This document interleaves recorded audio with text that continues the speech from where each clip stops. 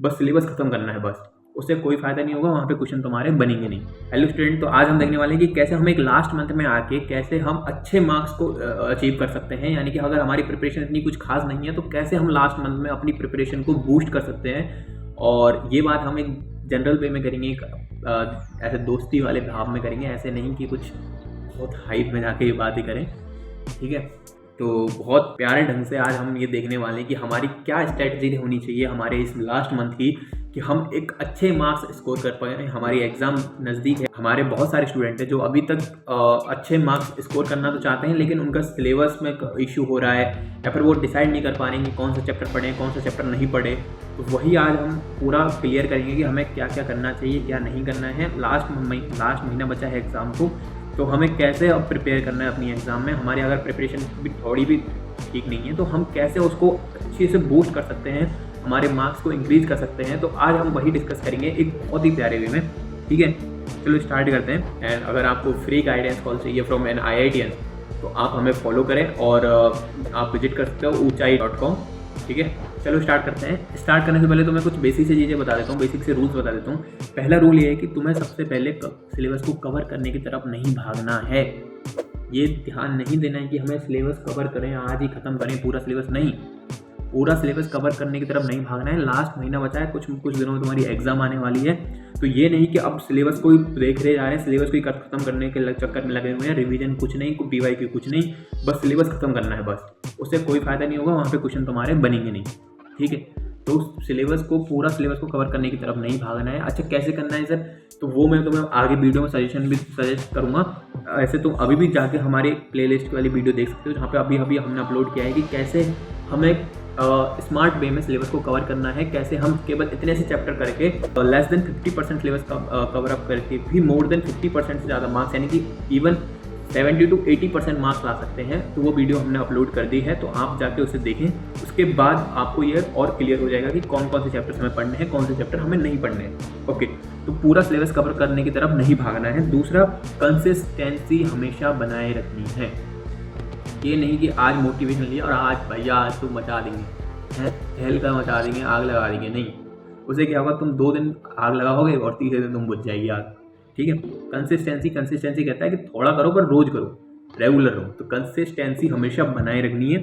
Third है smart work करना है। कैसे करना है वो मैं बताऊंगा, क्योंकि गधा मजदूरी हर कोई करता है, लेकिन हमें करना है स्मार्ट वर्क। अगर गधा मजदूरी भी अगर सही डायरेक्शन में किया जाए, सही तरीके से किया जाए, तो सक्सेस हमें पता है जल्दी मिल जाती है। तो हमें स्मार्ट वर्क करना है, गधा मजदूरी नहीं करनी है कि लग रहे कैसे भी लग रहे हैं, इधर कभी वो चैप्टर, कभी ये चैप्टर, कभी वो, ऐसा हमें नहीं करना है, ठीक है। स्मार्ट वर्क करना है। चौथा जो रूल है वो है रिवीजन हमेशा टाइम टू टाइम होना चाहिए, और टेस्ट टाइम टू टाइम अपने आप को टेस्ट के लिए प्रिपेयर करो कि हाँ यार मुझे आज टेस्ट देना है, और टेस्ट में ईमानदारी से टेस्ट दो।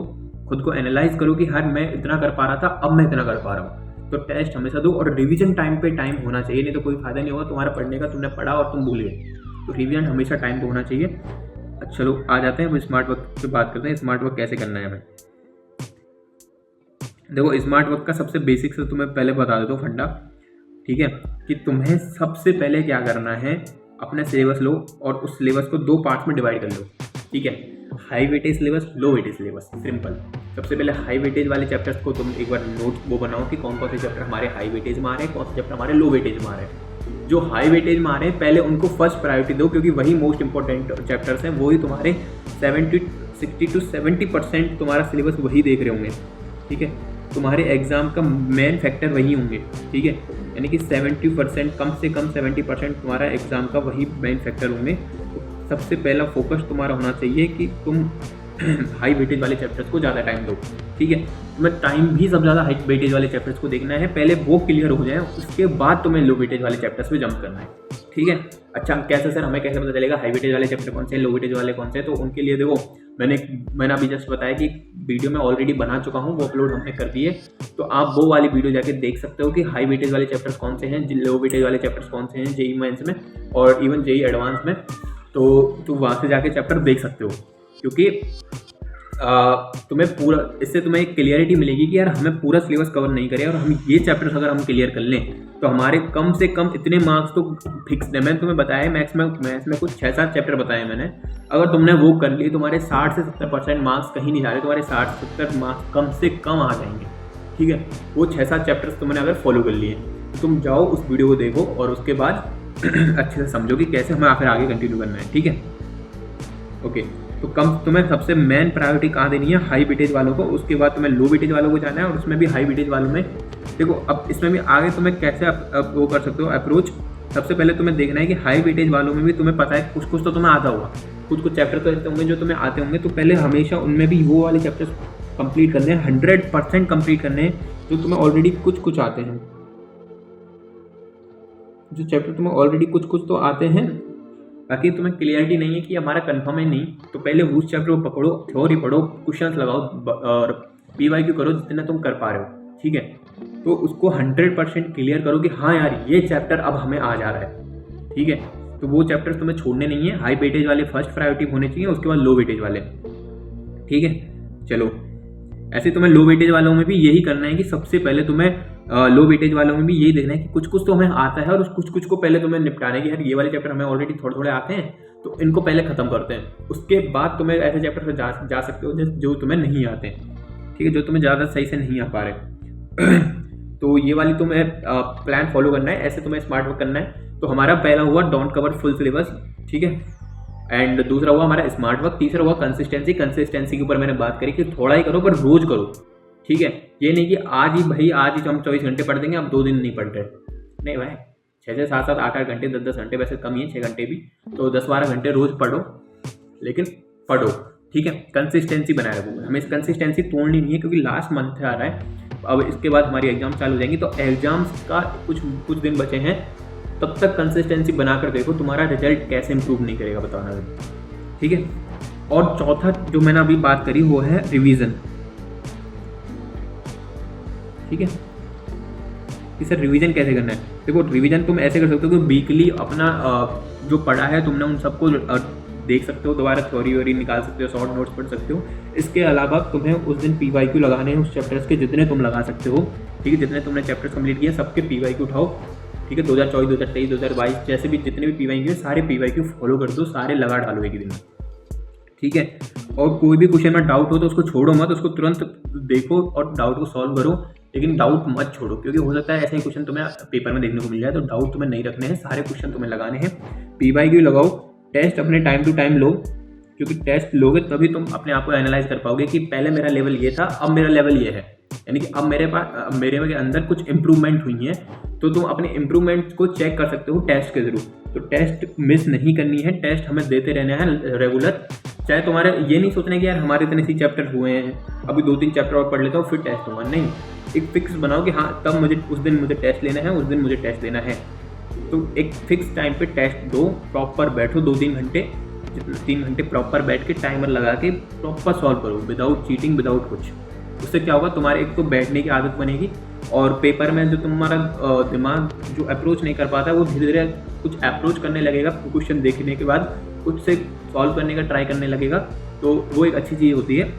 इसलिए हमेशा टेस्ट दो, खुद को बैठाओ यार ज़बरदस्ती, 3 घंटे बैठने तो बैठने पेपर में, भले हमें कुछ नहीं आता, ठीक है, खुद को बैठाओ, तो टेस्ट दो यार। ठीक है, PYQ टेस्ट हमेशा मस्ट होने चाहिए। और सबसे इम्पोर्टेंट चीज़ कि हमें केमिस्ट्री जैसी सब्जेक्ट को बिल्कुल मिस नहीं करना है, क्योंकि इनऑर्गेनिक और ऑर्गेनिक केमिस्ट्री, ठीक है, वो बहुत ही इम्पोर्टेंट चीज़ होती है, क्योंकि उनमें ना तो तुम्हें कोई भी न्यूमेरिकल सॉल्व करना है, ना ही कुछ क्वेश्चंस हैं ऐसे कॉम्प्लेक्स जो सॉल्व करने हैं तुम्हें, उसमें तो बस तुमने पढ़ा, तुमने थोड़ा दिमाग क्लिक किया तुम्हारा और तुम तुरंत ही आंसर टिक कर दोगे, तो वो तुम्हारा बहुत ज़्यादा टाइम बचाएगी। यानी कि एक परसेंटाइल मेकिंग फैक्टर होता है केमिस्ट्री, तो केमिस्ट्री पर हम फोकस रहना जरूरी है। तो केमिस्ट्री को अंडरएस्टिमेट मत करना, कुछ लोगों को केमिस्ट्री बोरिंग लगती है तो वो मिस कर देते रहते हैं, वो थोड़ा कम ध्यान देते हैं केमिस्ट्री पे, लेकिन केमिस्ट्री को मिस नहीं करना है। और सबसे इंपॉर्टेंट चीज़ जो मैं बताने वाला हूँ कि फिजिक्स, आजकल जेईई की फिजिक्स बहुत ज़्यादा आसान हो गई है, बहुत ही ज़्यादा आसान। डायरेक्ट फॉर्मूला बेस्ड क्वेश्चन आने लगे हैं। तो फिजिक्स में तुम ये वाला अप्रोच कर सकते हो कि अगर तुम्हें कोई चैप्टर पूरी तरह तैयार नहीं करना है तो तुम उसके ऊपर से फॉर्मूला तो कम से कम तुम पढ़ के जाओ, ठीक है, क्योंकि फिजिक्स इतनी आसान हो गई, अब डायरेक्ट फार्मूला बेस्ड आ रही है। तो फार्मूला तुम्हें सारे चैप्टर्स के आने चाहिए। तुम एक फार्मूला शीट बना सकते हो, उसको रिवाइज कर सकते हो डेली। और केमिस्ट्री में भी तुम ऐसे जो भी रिएक्शंस हैं उनकी एक फार्मूला शीट बना सकते हो, और केमिस्ट्री को भी तुम रिवाइज करते रह सकते हो टाइम टू टाइम, ठीक है। बाकी मैंने तुम्हें बता ही दिया है, PYQ लगाते रहने हैं, रिवीजन कैसे करना है वो सब मैंने तुम्हें बता दिया है। टेस्ट का भी तुम्हें बताया कि क्यों ज़रूरी है, क्योंकि इससे तुम्हें अपने आप की एक इम्प्रूवमेंट पता चलेगी कि हाँ हम इतना इम्प्रूव कर रहे हैं, हमें पहले इतना आता था, अब हम इतना अच्छे से कर पा रहे हैं, ठीक है। तो टेस्ट देना बहुत ज़रूरी है, टेस्ट देते रहो और PYQ लगाओ यार जितने लगा सकते हो, क्योंकि अब लास्ट टाइम है, एग्जाम टाइम है।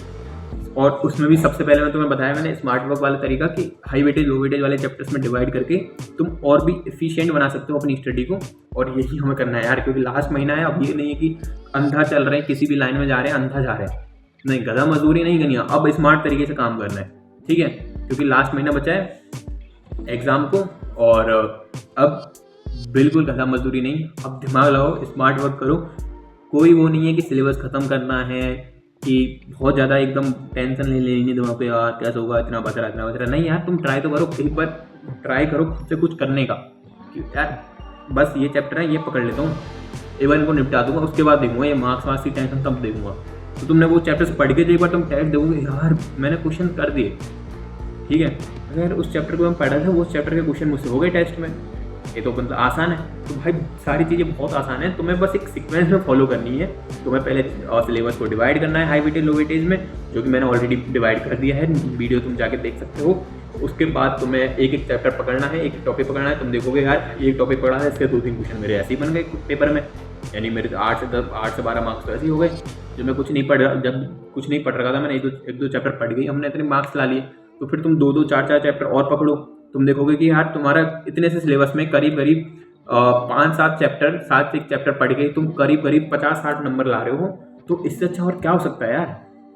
तो उस चीज़ को तुम देखो, लास्ट वाली वीडियो में तुम बताइए वेटेज को सिलेबस को कैसे डिवाइड करना है, और उसके बाद तुम इस वीडियो को कंटिन्यू करो और अपना एक प्लान बनाओ खुद से, क्योंकि ये टाइम है स्टडी करने का एक स्मार्ट वे में, ठीक है, क्योंकि एग्ज़ाम हमारे बहुत ज़्यादा नज़दीक है।